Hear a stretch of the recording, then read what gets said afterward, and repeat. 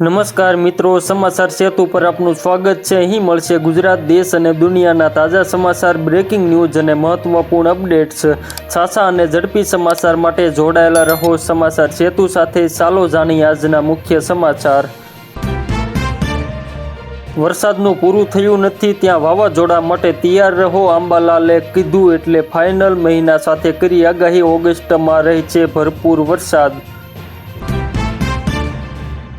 એટીએસએ સિદ્ધપુરમાંથી 5 શંકાસ્પદ આતંકીઓને ઝડપ્યા। હું સમાજમાં મોઢું બતાવવા લાયક નથી રહ્યો, વિડીયો વાયરલ થતાં ખેડૂત રડવા લાગ્યા, અડધી રાતે ટૂંકાવ્યું જીવન।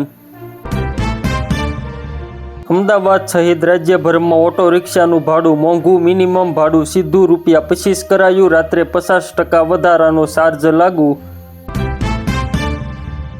ઓસ્ટ્રેલિયા જતા પહેલા મહેસાણાનું વૃદ્ધ દંપતી લૂંટાયું, શેરથા નજીક ઇકો ગાડીમાં લાખોના દાગીના અને રોકડની ચોરી। લગ્નની લાલચ આપી સગીરા પર દુષ્કર્મ આચરનાર આરોપી સામે ભેસ્તાન પોલીસની કડક કાર્યવાહી। યુદ્ધના વધતા તણાવ વચ્ચે ઈરાની રાષ્ટ્રપતિનું દેશને સંબોધન, 48 કલાકમાં થશે નિર્ણય, ઈરાને નથી છોડ્યું યુદ્ધ। અમદાવાદ એસઓજીનું મેગા ઓપરેશન, 60 લાખના ગેરકાયદે કપ સિરપ હેરાફેરીના મોટા રેકેટનો પર્દાફાશ।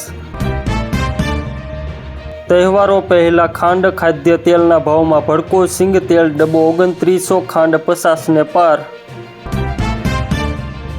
બાળકો હવે મનસ્વી રીતે નહીં વાપરી શકે સોશિયલ મીડિયા, 13 વર્ષથી ઓછી વય માટે પેરેન્ટ્સની મંજૂરી ફરજિયાત બનશે। ખાસ મિત્ર રશિયાનો માસ્ટર સ્ટ્રોક ટ્રમ્પને લાગશે તગડો ઝટકો, ક્યારેય ધમકી નહીં આપી શકે। ઇન્ડિયા પર 100% ટેરિફ લાદવું એ આત્મઘાતી પગલું, ટ્રમ્પ વહીવટી તંત્રના નિર્ણય પર પોતાના જ લોકોએ ઉઠાવ્યા સવાલ। આજથી ગુજરાતમાં ઓટો રિક્ષાના ભાડામાં વધારો, નવા દરો જાહેર, નવા ભાડાને રાજ્ય સરકારે આપી મંજૂરી। બેંગલુરુમાં 5 સ્ટાર હોટલોમાં FSDAના દરોડા, વાચી માંસ અને શાકભાજીનો મોટો જથ્થો સીઝ કર્યો। સુરતમાં રખડતા કૂતરાઓનો આતંક વધ્યો, મોડર્ન ટાઉનમાં યુવકને ગંભીર ઈજા। ભારતના વિદેશી હુંડિયામણમાં 10.51 બિલિયન નોંધપાત્ર ઉછાળો, ગોલ્ડ રિઝર્વની વેલ્યુ પણ વધી। વડાપ્રધાન મોદીના નશામુક્ત યુવા અભિયાન અંતર્ગત ભરૂચ એસઓજી એક્શન મોડમાં 1 સપ્તાહમાં લાખોનો નશીલો પદાર્થ જપ્ત કરી નેટવર્ક તોડ્યું। જીઓનો નવો પ્લાન લોન્ચ, માત્ર 2000માં આખું વર્ષ માણો 15+ ઓટીટી એપ્સની મજા સાથે 5G ડેટા પણ ફ્રી। થઈ ગયો કાંડ, નદી કિનારે રીલ બનાવવા જતા લપસી ગઈ યુવતી, વિડીયો થયો વાયરલ। ગુજરાત આયુર્વેદ યુનિવર્સિટીના ઇન્ચાર્જ કુલપતિ ડોક્ટર નરેશ જૈનને પદ પરથી હટાવાયા।